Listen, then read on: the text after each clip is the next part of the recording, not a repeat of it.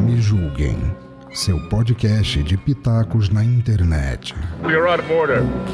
Order!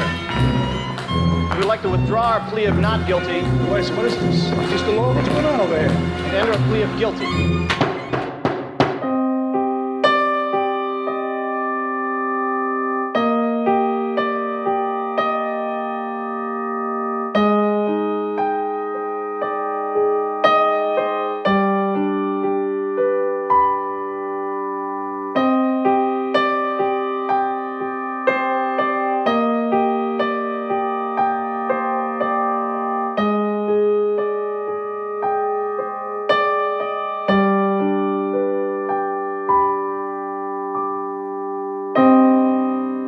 Olá, pessoas lindas e maravilhosas, tudo bem com vocês? Eu sou a Cristiane Navarro, do Me Julguem Podcast, um podcast acima de qualquer suspeita. E por falar em suspeitos, hoje nós vamos apresentar o tema violência contra a mulher. Sim, mas hoje sobre um olhar psicológico de três mulheres que três mulheres, a vivência que nós temos, né, ou de conhecidas ou de amigas que sofreram esse tipo de abuso e violência.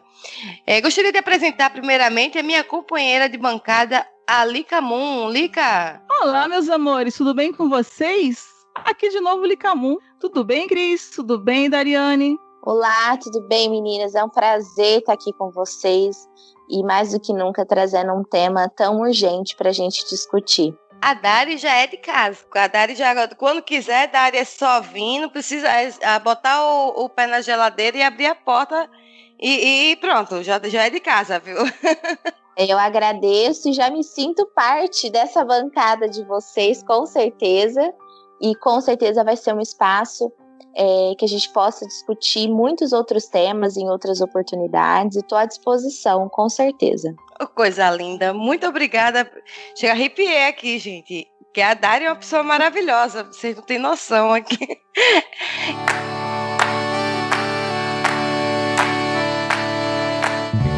A Charcutaria Gourmet Sabore agora é um dos patrocinadores do Me Julguem Podcast. Tem linguiça tipo cuiabana artesanal com diferentes sabores: suína, bovina, carne de sol, cordeiro e frango. A Charcutaria Gourmet Sabore também tem a linha de linguiça artesanal Hot, linguiça suína picante e cordeiro picante, além das linguiças Companhia da Terra, suína toscana e suína toscana apimentada. Torne o seu churrasco mais interessante e compartilhe com os amigos e familiares esse sabor da Charcutaria Gourmet Sabore. Teleentrega em Fortaleza e região metropolitana pelo telefone e WhatsApp com DDD 859-9689-3766. Vou repetir, 859-9689-3766. Peça já a sua e siga na rede social também no Instagram, @sabore.charcutariagourmet.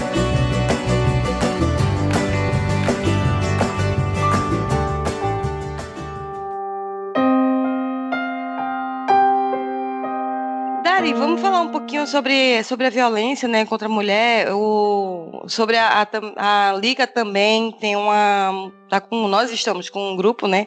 Eu vou colocar nós três assim, porque nós somos mulheres e temos que ter empatia uma com as outras, né? E se não nos apoiarmos, quem que vai apoiar a nossa dor? Uma mulher tem que sentir a dor da outra e uma segurar a mão da outra. E ninguém solta ninguém. Ninguém solta ninguém. E é importante a gente começar essa fala, né, Cris, sobre umas sermos pelas outras, porque o patriarcado e o machismo, ele quer justamente o contrário, que nós sejamos competitivas, que a gente sempre esteja nessa disputa uma mulher com a outra, né?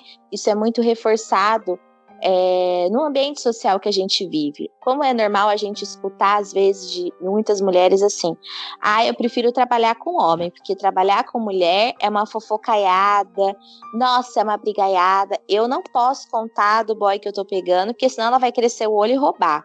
E aí já atribui para essa mulher essa ideia de que ela é, né, uma sereia sedutora, invencível, que os homens, coitadinhos, caem na sedução dela. E retira toda essa propriedade do homem de também escolher viver uma relação ou não, né? E até mesmo quando a gente fala, nossa, ela foi quantas notícias a gente vê falando assim, fulana de tal foi o pivô da separação do casal, né? A gente atribui essa responsabilidade para a mulher.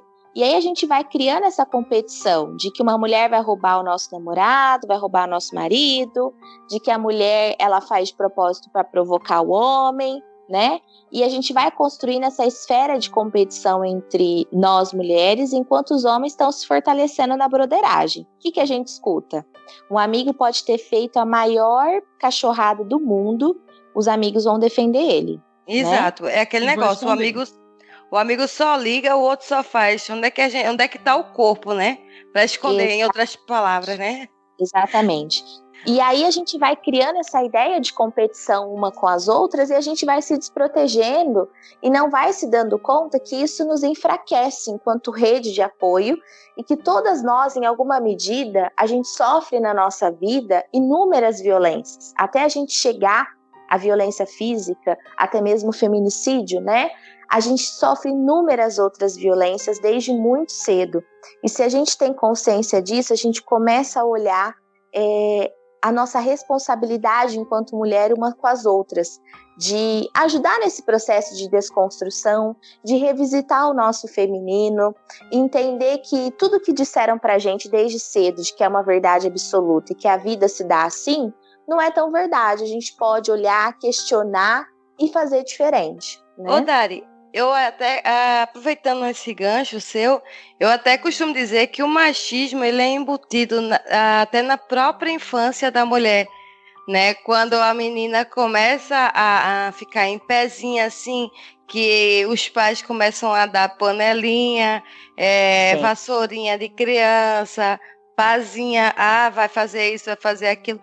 O machismo ele vai embutindo numa cultura desde a infância, né? Eu vou até um pouco além, intrauterina. Quando a gente começa a puxar a revelação, ali já tem uma sentença de que caminho a gente vai trilhar na vida, né? E o machismo, ele aprisiona tanto as mulheres quanto os homens, que acho que vale a pena a gente dizer, de um prescritivo que a gente já nasce. Então, se é mulher, já tem tudo rosa. Traz um universo que esse gênero tem que corresponder, né? De ser mocinha, meiga, ter traços finos, né? Não falar alto, corresponder a um padrão de beleza. Em relação à sexualidade, sempre ser retraída, não olhar para isso. O menino, desde criança, é estimulado a atividade de ser super-herói, de ser viril, forte, combater, né? Ser cientista, enquanto a mulher é incentivada a maternidade com as suas bonecas, com os trabalhos domésticos com a panelinha, né? E acho que a gente ficaria aqui falando uma lista infinita dessas expectativas de gênero que vem desde muito cedo, que vai, entre aspas, a minha fala, situando onde a mulher tem que estar e aonde o homem pode estar também, né? Exato. Eu acho que a mãe, eu acho que o machismo, ele já acontece lá com a mãe, quando ela pega a menina e coloca a menina para limpar a casa e põe o menino para fora para brincar, para não sujar lá dentro. Mas a menina não pode ir lá fora brincar, ela tem que ajudar a mãe lá dentro, entendeu? Exatamente. Isso daí já começa. Porque por que ele não limpa também? As pessoas moram no chiqueiro, porque assim, por que o homem não pode limpar a casa, não pode cozinhar? Exato. Ele não sabe se virar, não, ele não pode viver sozinho, ele não pode pagar as contas, e não pode limpar uma ideia, né, Lica, desculpa. Isso. Uma ideia que já vem desde cedo, que vale a pena a gente já falar sobre isso, que é essa ideia de que a menina amadurece mais cedo que o homem. A gente escuta isso como uma virtude, né? E isso, gente, não é de uma questão biológica, isso é uma questão social que impuseram, de que a menina tem sempre que estar à disposição dos cuidados. Então, desde cedo, essa menina arruma a bagunça do irmão que suja, né? E esse irmão é dado o direito de ser o eterno Peter Pan, que é aquele que não quer crescer. Então, que usufrui de um espaço e vai ter uma mulher para manutenção desse espaço. Essa ideia machista começa desde pequeno, quando a gente não ensina os nossos meninos de que a responsabilidade, a manutenção do trabalho doméstico é também de responsabilidade do homem. Essa ideia de que, quando a gente fala na vida adulta, meu marido ele é ótimo, ele me ajuda em casa. Não faz mais do que a obrigação dele.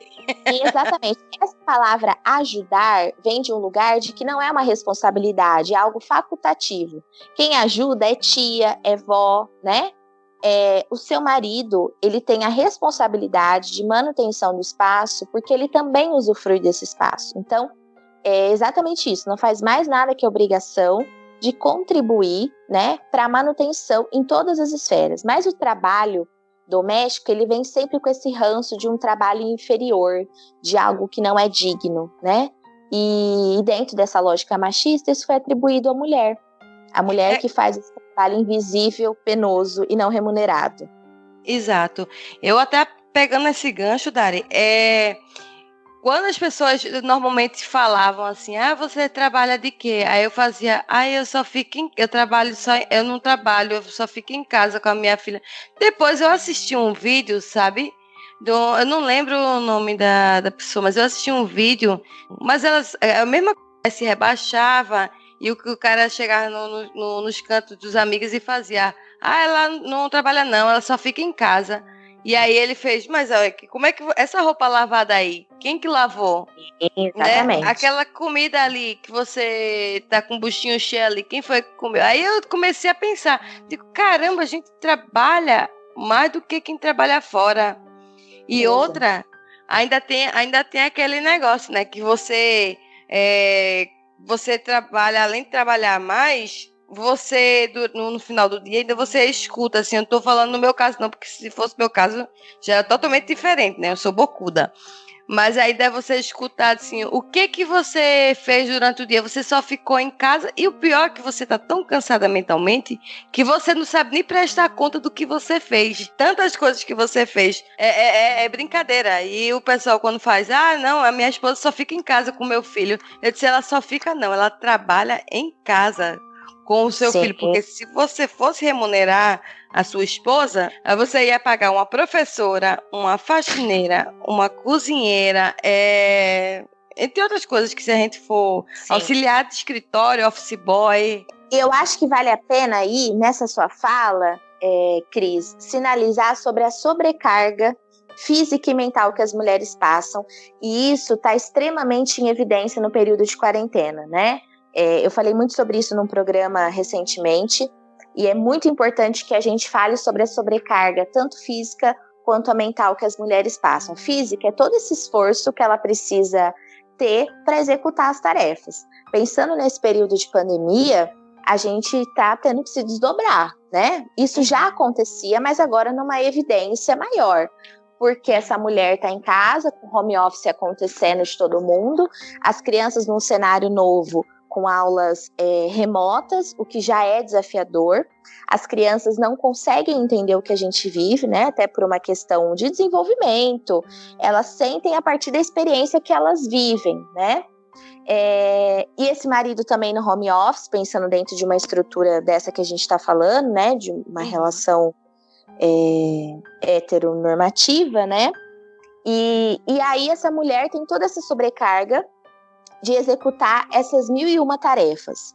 Fora a sobrecarga mental, que é justamente um trabalho invisível e que funciona 24 horas, que é essa mulher planejar, organizar e resolver tudo o que vai acontecer, evitar as possíveis falhas, prever que vai ter um erro ou que alguém vai ter que ficar com as crianças até no momento dela trabalhar. Toda essa organização e planejamento é algo que desgasta as mulheres muito, porque é um trabalho que ninguém vê, mas para algo ser executado, ele precisa ser planejado antes. Então, isso é um termo sobre a sobrecarga mental que as mulheres vivem nessa parte de organização, que os homens muitas vezes não querem saber de compartilhar. E aí, o que eles falam? Se você tivesse me falado, eu tinha feito. Como que é para fazer? Porque o homem não se sente nessa iniciativa de iniciar uma tarefa, de organizar e planejar e executar uma tarefa. E aí a mulher traz para ela essa responsabilidade de todo esse planejamento. Então esse é um trabalho que esgota emocionalmente demais as mulheres, e no tempo da pandemia isso está escancarado. E é diário isso, né? Homem achar que mulher é empregada dele, né? Porque, olha, que eu fico pé da vida com homens em geral, de, por exemplo, você arruma a casa, aí o bendito vai lá, joga um negócio ali em cima, joga outra coisa. Eu tenho uma amiga, eu não vou citar nomes, mas beijo minha amiga, que você sabe que é você, que tem 2 filhos homens. E aí os filhos dela não têm coragem de botar um prato na pia, não tem coragem de lavar um prato. Eu disse, meu Deus, mas se fosse comigo, o buraco ia ser muito mais embaixo, viu? Porque aqui em casa, minha filha tem 9 anos, vai fazer 10 anos, mas desde os 4 ou 5 anos, por exemplo, que ela já começou a lavar louça, né? Porque para criar o costume, ela vai em restaurante, ela tira o prato dela da mesa, e se tiver um local para deixar o prato, ela deixa lá, né? Mas se não tem, ela leva até o balcão do caixa de pagar para levar o prato dela. E aí o rapaz pegava e falava, não precisava não, moça. Eu digo, precisava, porque a educação de casa leva à praça.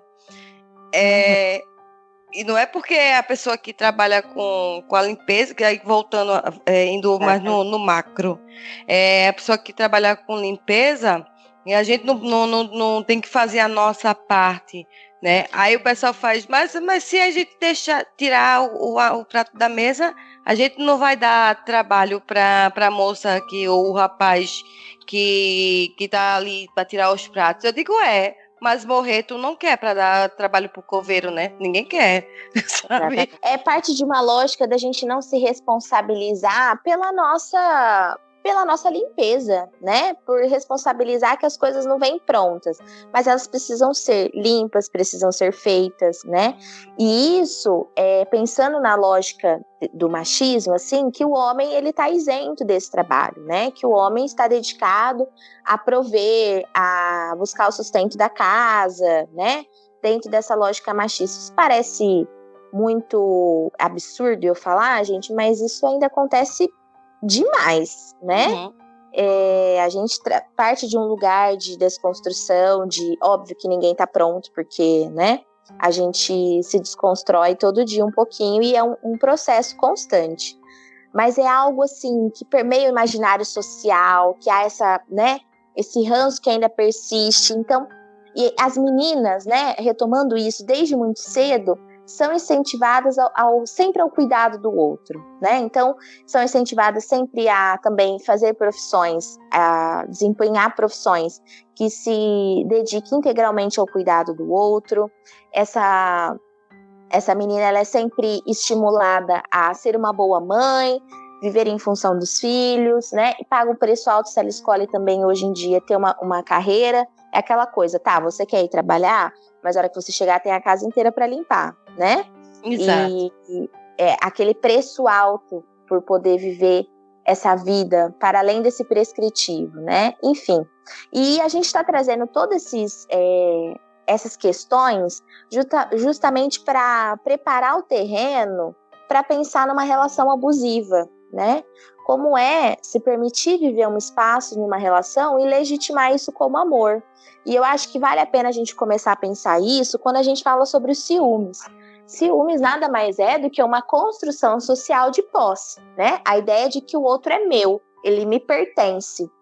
E nós, mulheres, desde muito cedo, muitas vezes, a gente aprende que o homem, se ele não tem ciúmes de você, ele não gosta de você, né? Quantas vezes será que a gente já escutou isso de amigas, ou que a gente já foi estimulada, mas o seu namorado não tem ciúmes de você conversar com o pessoal na faculdade? Então eu acho que ele não tá gostando muito de você, não. A gente tem a ideia que ter ciúmes e nos privar do contato com o mundo é uma maneira de proteção. E aí, olha onde mora esse perigo, né? A gente vai entendendo que viver na posse do outro é o que nos resta enquanto mulher. E isso é muito problemático, é importante que a gente revisite essa ideia e entenda que... É como se fosse a sobra da cobertura do bolo. Me contento ainda que ainda tem um pouquinho aqui da cobertura. Exatamente isso.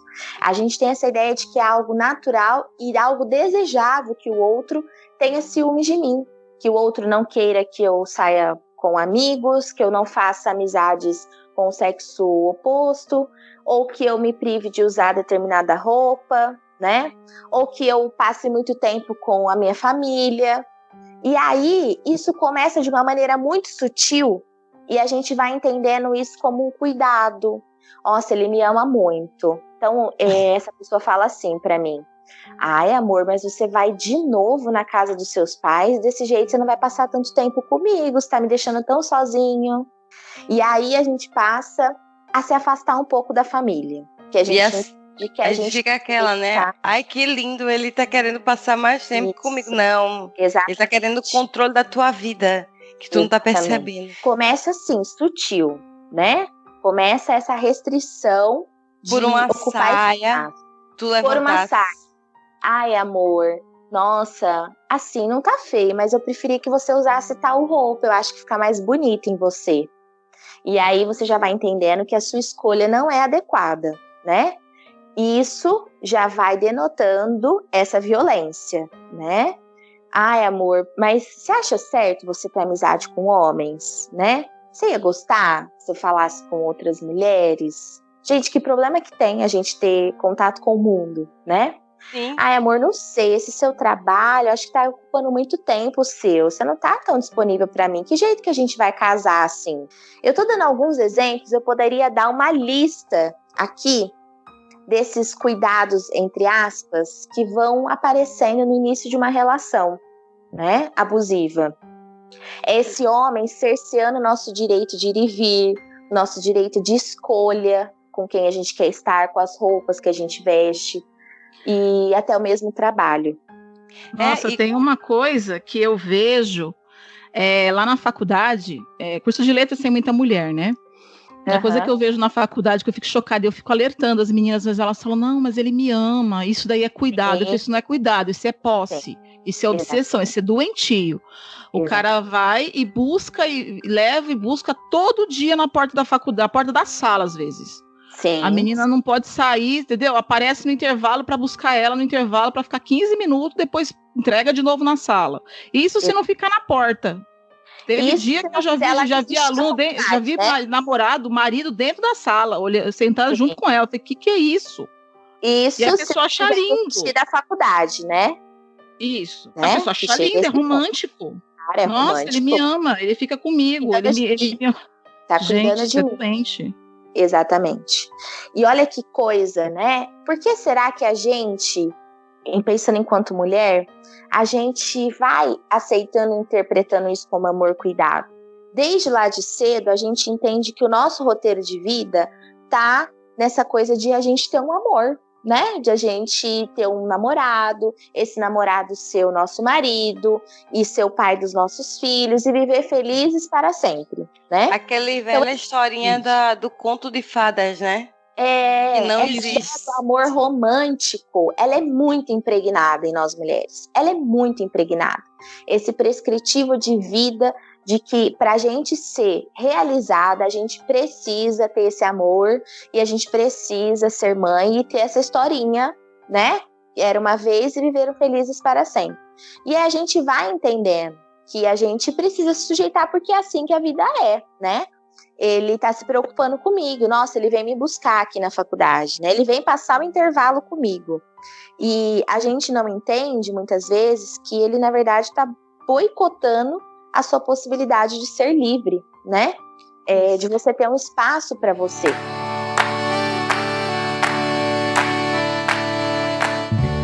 A Charcutaria Gourmet Sabores agora é um dos patrocinadores do Me Julguem Podcast. Tem a linha da banha de porco, que é produzida artesanalmente e por isso ela tem vários benefícios, como por exemplo, as gorduras boas. E o seu consumo moderado não aumenta os níveis de colesterol ruim. Ela não modifica o sabor da comida e quando a utilizamos para fritar, deixa os alimentos bem crocantes e sequinhos. Contém vitamina A, vitaminas do complexo B e betaína.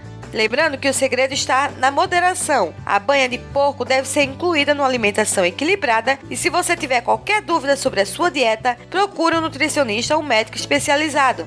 Teleentrega em Fortaleza e região metropolitana pelo telefone WhatsApp do DDD 85 99689 3766. Vou repetir, 99689 3766. Ou na rede social do Instagram, @sabore.charcutaria-gourmet. Peça já a sua!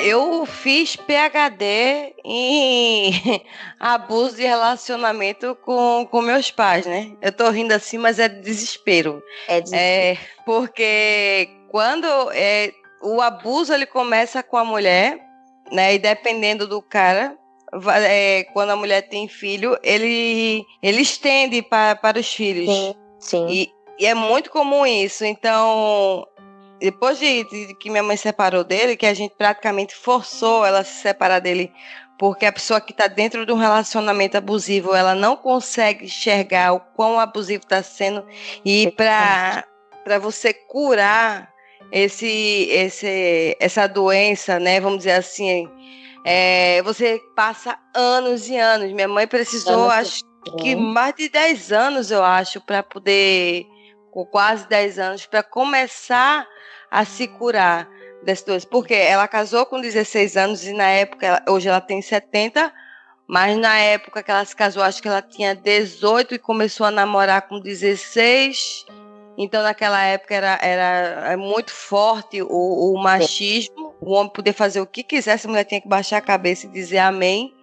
E tinha um dia na semana, na sexta-feira, meu pai saía para foguetear contra as mulheres, e a minha mãe, eu fico assim até hoje, sabe, assim, boca aberta, porque minha mãe escolheu a melhor roupa, ou a melhor peça íntima para ele, e ainda esborrifava perfume, sabe, dele, para ele sair com outras mulheres, e ela cuidar da empresa que era dos dois. E eu olhava assim e digo, Jesus, eu sempre pedi a Deus, eu digo, Deus, pelo amor de Deus, não me dá um cara que seja igual a ele, não, porque eu não caso nunca, sabe? E graças a Deus, assim, aqui é totalmente o contrário. O abuso, quando eu morava eu estendia os filhos, de tipo, você tem que dormir de 8 horas, 8h30, e aí no outro dia você tem que estar acordado tal hora. Gente, como é que existe isso? Não tem nenhuma liberdade, nem de escolha do próprio sono. Exato. A gente não podia assistir o que a gente queria. E aí, eu costumo dizer que minha vida mudou depois do casamento. E a gente é tão acostumada a viver essa pressão no dia a dia, que até no emprego a gente fica acostumada. Eu vou fazer isso, tá? Eu vou no banheiro, tá? Eu vou beber água, tá? De tanta pressão. Essa posição de subserviência, né? De sempre a tutela do olhar do outro de aprovação. Isso. Sim. Eu acho que vale a pena a gente dizer uma coisa aqui, Cris, né? Para todo mundo que tá ouvindo a gente, que por mais que a gente tenha clareza disso tudo, nós mulheres é tão importante uma ser pela outra, porque nem sempre a gente se dá conta que está vivendo uma relação abusiva. Isso. Porque nem todo abuso vem tão escancarado assim, né? Nem todo abuso é um tapa na cara, gente. Exatamente. A gente pode falar no sentido da manipulação. Eu não gosto muito dos termos em inglês, acho que a gente tem que caminhar um pouco disso, de trazer esse acesso a alguns termos em inglês, né? Para deixar acessível às mulheres ter acesso a essas informações, mas em linhas gerais, a manipulação que vai fazendo a gente se sentir louca é também um abuso, né? Aquela ideia de que a gente vai abaixando as nossas fronteiras e vai aceitando tudo, porque a gente escuta o tempo todo, como você exagera, nossa, tudo para você é um problema, olha, você tá ficando um pouco louca, acho que você tem que ver, porque isso, a hora que a mulher explode, ela é vista como louca, né? Eu acho que você tá exagerada. Nossa, pelo amor de Deus, você vê coisa onde não tem. Ou e então aí vai deixando essa mulher... maluca, né? Tá maluca. E essa é uma maneira sutil e devastadora do outro ser abusivo. Então, por mais que a gente tenha um nível de instrução, a gente pode ser pós-doc. Nós não estamos lesas de viver uma relação abusiva. Por isso que uma tem que ser pela outra, de te alertar. Mana, vem cá. Isso aí não é muito normal o que ele tá fazendo com você não, viu? Sabe? E às vezes a pessoa não percebe. Conheço gente que tem doutorado e tá dentro de um relacionamento super abusivo, sustentando o cara. Exatamente. Sim. Sustentando o cara e ainda sendo xingado, humilhada na frente dos outros. Sim. É horrível. Eu acho importante a gente sinalizar isso, porque às vezes a gente tem uma ideia, né, muito pejorativa e estereotipada de que relação abusiva é a agressão e o barraco que a gente vê do vizinho na periferia, né? E não é, gente, né? Relação abusiva também é lá na classe alta. A gente tem inúmeros exemplos de agressões que acontecem com gente extremamente instruída e que deveria dar o exemplo, né? E vive uma relação, assim como a gente está falando. Por isso a necessidade de não parar de falar sobre isso e da gente se unir enquanto mulher, para a gente ser uma pela outra. Porque esse abuso começa dessa maneira, de podando a sua autonomia, de podando a sua possibilidade de escolha, né? E isso vai aumentando, e esse homem vai minando toda a sua rede de apoio. Ele vai te afastando da sua família. Essa é a pior parte. É a pior parte. Por quê? Isso vai reverberar lá na frente. Ele te afasta da sua família, te afasta de todos os seus amigos, porque ele vai poder feito em todas as suas amigas, né? Sua amiga não é uma boa influência pra você. Amiga solteira jamais, porque ela vai fazer sua cabeça pra você largar de mim, né? Ela não suporta te ver namorando feliz comigo e ela não arrumou ninguém. Acho que muitas mulheres já podem ter ouvido isso, né? E aí você vai se afastando da sua rede de apoio. De repente, você tá só com ele. Você vive à mercê dele. E aí vem aquele negócio, né? Você não tem mais amigos, ninguém te quer. Se eu não te quiser mais, tu não tem ninguém. E a Eu frase posso falar uma coisa? Claro. Eu estou no meu segundo casamento, né? Eu vivi um primeiro casamento que veio de um namoro que eu comecei aos 15 anos e casei com essa pessoa. E eu passei por um relacionamento abusivo desse. Se eu tivesse tomado um tapa na cara, talvez eu tivesse reagido. Mas como não foi, isso é muito sério, as mulheres têm que entender isso. Como não foi um tapa na cara, Exato. Foi um processo de anos e anos que foram exatamente assim: não use essa roupa. Nossa, mas você tá. Como é que ele falava? Fazia que eu fazia ali. Meu nome é Lilian, né? Lica, mas meu nome é Lilian. Falava que eu fazia Lilice. Então, assim, chegou uma época que uma vez ele, numa discussão, que ele discutia sozinho, porque não tinha nem força mais para discutir. Ele disse para mim assim: que se colocasse todos os meus defeitos nas paredes da casa, não caberiam. Eu falei, nossa, vai caber. Eu falei, caramba, é muito defeito, porque você é organizado, deve estar tudo em um e-mail, espaçamento, tudo. Eu já tinha mestrado na época. E assim, eu demorei um tempo para enxergar esse relacionamento abusivo, mas a pessoa vai te minando de um jeito que realmente você não enxerga. Você não tem mais força e você não percebe que você está daquele jeito. Você começa a ficar agradecido, como se fosse um relacionamento. Agradecido por ele estar ali, entendeu? É muito esquisito isso. Assim, vamos pegar a sua experiência dolorosa, né, Miki, e pensar: nossa, se eu sou, né, esse amontoado de defeitos que dá para revestir uma casa, meu Deus, esse homem é um santo de estar comigo, né? Porque você vai escutar isso. Olha, apesar de você revestir a casa de defeito, eu te amo, eu te aguento, ninguém mais vai te aguentar. E aí pensa, essa mulher sem amigos, afastada da família, porque a relação é outra, ela entende que a única pessoa que realmente ama ela, apesar dela ser esse amontoado de defeito, é esse homem. Então é isso que resta para a vida dela, é a única possibilidade que ela tem. Então ela fica na relação. E a mulher não percebe. Eu quero deixar claro, assim, para quem está ouvindo e não passou por isso, sim, a gente não percebe. Quando eu consegui sair desse relacionamento, eu estava tão destruída emocionalmente que eu não tinha nem baixa estima, eu não tinha estima. Ele falava que eu tinha orelha de abano, que eu não podia prender o cabelo, que eu deixava o cabelo solto para esconder minha cara. Eu lembro de tudo isso. Era bem pesado mesmo. Você falando, me dói enquanto mulher. Eu acho que quem está ouvindo a gente pode reverberar também, porque ouvir isso, né, é a gente se doer enquanto mulher.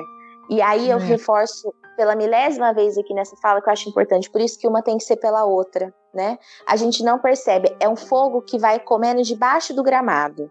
A gente não vê.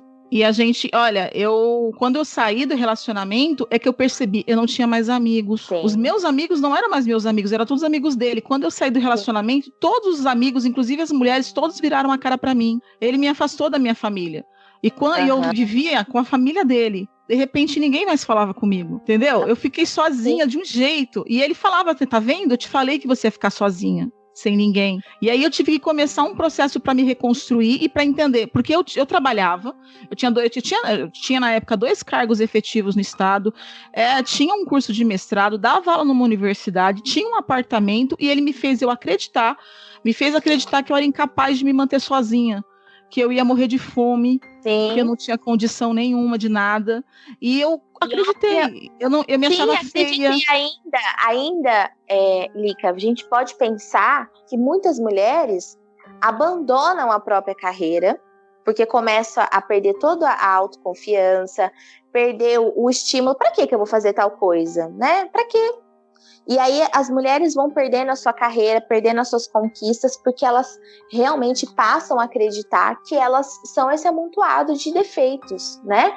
Que elas não têm nada de bom para oferecer. Então, para que eu vou continuar, né? Com isso que parecia para mim ser uma construção, mas pelo visto não é. E vai minando todas as esferas da vida dessa mulher, né? Afastado dos amigos, da família, dos projetos de vida, você passa a não ter mais projetos, os seus projetos são os dele. Isso. Né? Os projetos são dele. Não esquece você pensar numa caminhada sua, porque você também vai escutar, mas você vai estudar, nossa, você vai passar tanto tempo fora de casa, né? Pra que você vai fazer isso?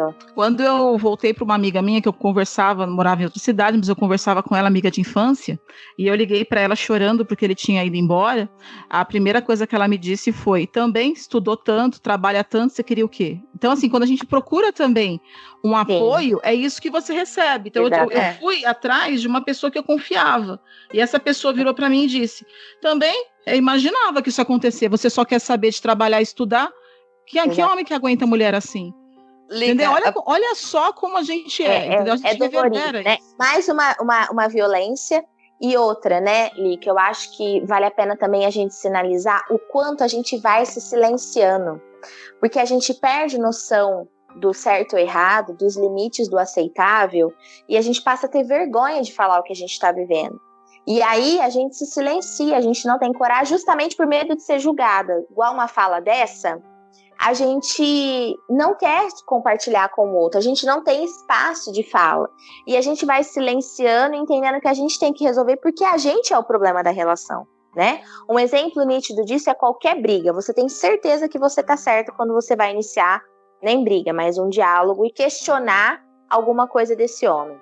Você sai pedindo desculpa porque ele, de uma forma muito mágica, ele inverteu toda a situação para você sair se sentindo culpada por aquilo que você estava certa. E fazer com que todas as pessoas ao redor acreditem que ele é um santo e que você é o bicho. Eu já passei o que aconteceu comigo. Eu saí dessa relação e todo mundo achava que eu era louca. Aliás, ele dizia isso, ele dizia assim que não aguentava mais viver com uma pessoa louca. E não está errado do sentido de que ele me atazanou tanto a vida, mas atazanou tanto, que eu realmente comecei a ter problema de depressão, síndrome do pânico, comecei a ter vários problemas. Sim. Assim, e eu comecei a tomar remédio. Engraçado que depois que eu saí desse relacionamento, eu nunca mais tomei nada. Lica, me faz um favor, Lica. Oi. Agora vai ser a cereja do bolo para nossos ouvintes e para Dari também. Conte a reviravolta dessa história depois de anos de casada. Ah, você quer a história? Quando eu estava me separando dele, ele disse para mim que eu só atrasava a vida dele e que por minha causa ele não tinha nada. E que, assim, eu não tinha nada com isso. Ele que não trabalhava, né? A culpa não era minha. Mas eu atrasava a vida dele, eu puxava ele para baixo. Enfim, a culpa toda do fracasso profissional, enfim, era dele.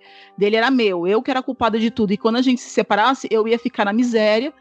E ele, dali a 5 anos, ele falou assim, pode me procurar daqui a 5 anos, que eu vou estar milionário e você vai estar na miséria, porque é isso que você não é nada, e sabe aquelas coisas bem pesadas. Uhum. Depois de 5 anos, eu estava aqui na universidade, num cargo de professora efetiva, fazendo já meu doutorado, já sou doutora hoje, casada, com filho, etc. E ele perdeu tudo. Ele estava trabalhando de... como é que eu vou dizer? Transporte clandestino na favela do Higienópolis. É isso. Não. Foi E isso. aí, tá falando sobre relacionamento abusivo, e é difícil a gente escutar, até mesmo em músicas, porque eu ouço várias músicas que estimulam uma relação abusiva, né? Aliás, enfim, acho que eu daria inúmeros exemplos de músicas que estimulam relação abusiva, e poucas as que falam de uma relação saudável. Mas tem uma música do Jota Quest que ele fala muito assim: te amo com a certeza de que você pode ir. Volto com a certeza, tenho a certeza que você vai ficar. A nossa, mais do que nunca somos dois, a nossa liberdade é o que nos prende. E essa fala dessa música, ela retrata o que é uma relação saudável. A relação saudável é a gente entender que a gente não tem posse com o outro e que a gente não vai ser um só. Às vezes essa ideia, né, que vem de que eu casei, eu sou uma pessoa só, uma carne só, sem entrar em méritos religiosos, mas eu preciso desconstruir essa questão, que faz a gente ser a extensão do outro, a metade da laranja, né? Alma gêmea. Quando a gente é metade de alguém, significa que a gente não pode ser inteiro. Exato. E isso é muito preocupante. A nossa ideia é de que a gente só vai conseguir ser feliz e realizado na presença do outro. E a gente entende o que é uma relação saudável quando a gente passa a entender que a gente faz um movimento pendular. De um lado, a gente constrói uma vida a dois, projetos em comuns, gesta uma vida. Mas do outro lado, a gente continua ainda implicado em cuidar da nossa vida individual, que é o seu projeto de vida, né? Sua Sim. carreira profissional, sua carreira acadêmica, seja o que for, gente, mas tem uma parte da sua vida que precisa ser cuidada integralmente por você, não é pelo outro. Então, quando a gente passa... Eu já vi amigas, o marido de amigas minhas chegar assim e falar assim: eu já falei pra ela que ela veio da minha costela. Aí eu virei pra ele na mesma hora, porque assim, ó, eu não tenho um papo na língua, e principalmente quando vem querer pôr uma mulher pra baixo, sabe?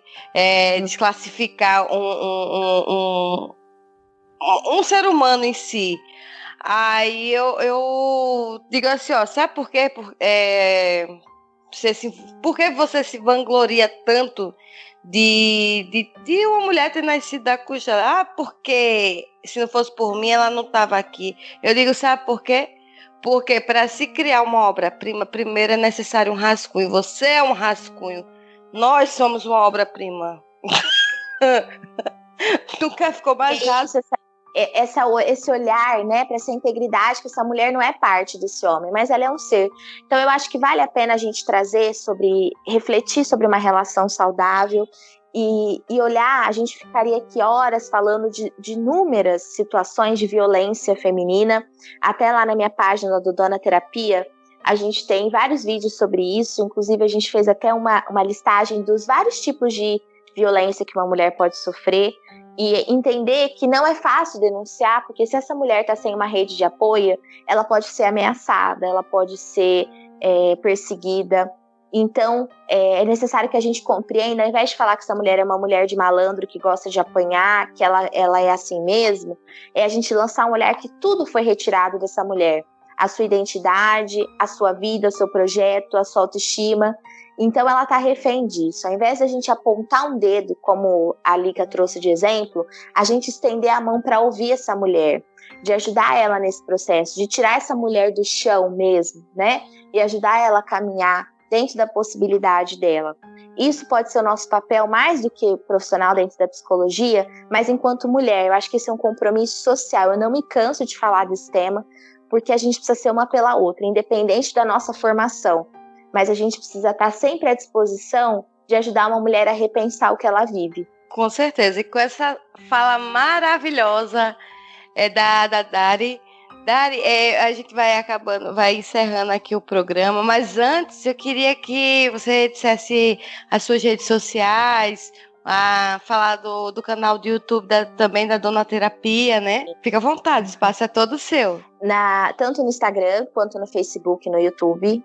Eu tenho uma página que se chama Dona Terapia, ela é conduzida por mim e a Thaís Ferreira, que também é psicóloga, mãe, e a gente desenvolve um trabalho que tem como essa vertente sempre desconstruir, repensar sobre esses temas que fazem parte do nosso dia a dia. Então eu convido vocês a dar uma passeada por lá, que é um espaço também que se constrói com essa interação do público que chega. Maravilha. Lica, meu amor. Oi. Diga nossas redes sociais, onde é que nos encontram. Eu quero, assim, eu vou dizer as redes sociais, falar meu tchau. Eu queria aproveitar e mandar um beijo para as meninas do Liberdade Feminina, aqui de Porá, o grupo que a gente criou de apoio, né? Às vezes as meninas não sabiam dessa minha história, mas assim, todo mundo carrega uma história, né? Todo mundo tem um passado, e por mais que a gente ache que a gente está livre disso, muitas vezes a gente fica cega. Então, gente, não se furte de procurar apoio.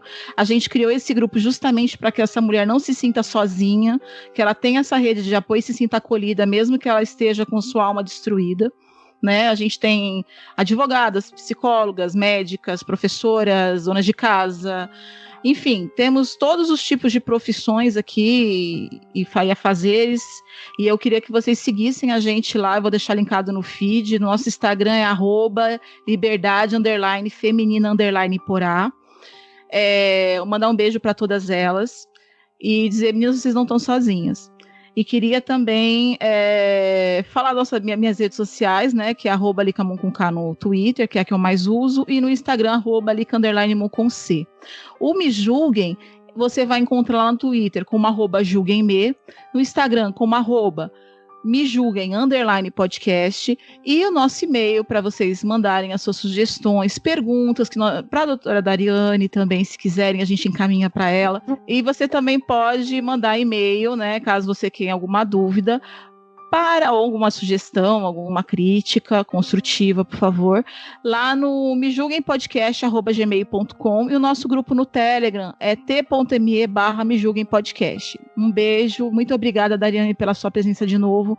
Você não faz ideia de como isso vai ser importante, como esse programa vai ser importante. Eu que agradeço, fiquei muito feliz pelo convite, estou sempre à disposição, principalmente para a gente falar um tema que é sobre nós, né?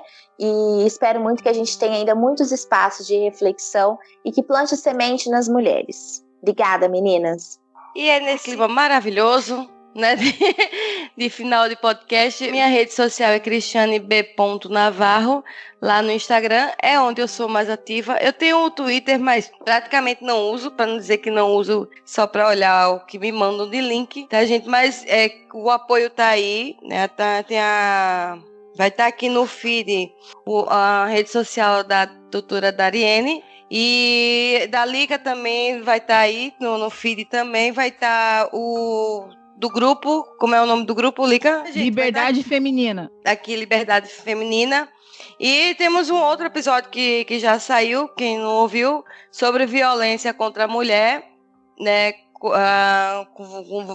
Falando sobre os vários tipos de violência que a mulher sofre. Então, vai lá dar uma olhadinha no feed lá atrás, que também tá para vocês aprenderem um pouco mais a fundo. Aqui a gente fez mais uma parte psicológica, né, do assunto. Mas, gente, muito obrigada mais uma vez. É uma honra ter você aqui, Dari. Eu que agradeço, a honra é minha de estar com vocês. Volte sempre, a casa está sempre aberta e você já é praticamente da bancada aqui. Ai, que bom. Já deixo o convite aberto para voltar mais uma vez, o que você quiser, sobre o tema que quiser. Aí tamo junto nessa força. Uma tem que segurar a mão da outra e ninguém solta. Com certeza. Obrigada, meninas. É sempre um prazer. Igualmente. Um beijo, um cheiro no queixo de todos. E tchau, tchau, gente. Agradecimento aos apoiadores. Queria agradecer também aos nossos apoiadores, o Luciano Dias e o Dan Endo, lá no Padrim e no PicPay. Obrigada!